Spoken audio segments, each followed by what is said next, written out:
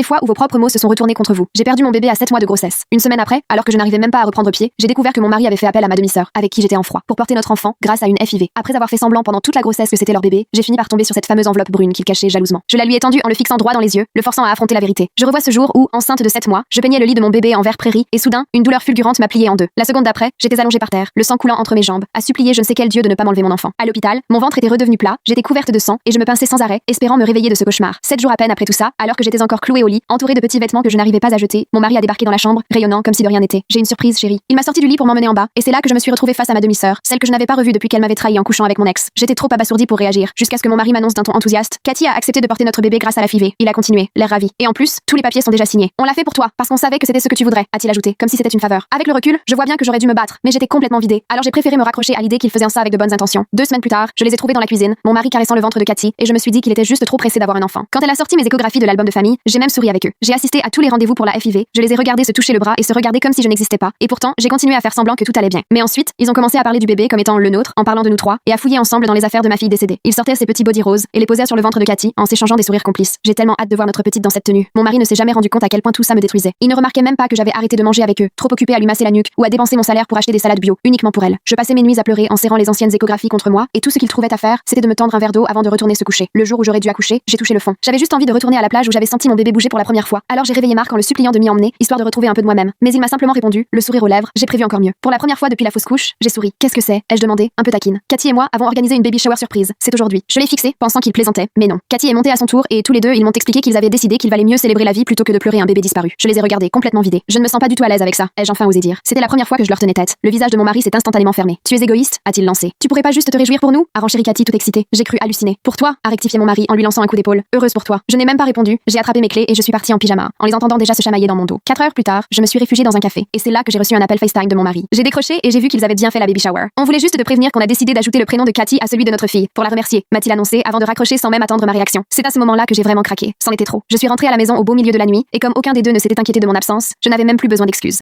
Découvrez l'histoire complète en cliquant sur la vidéo ci-dessous.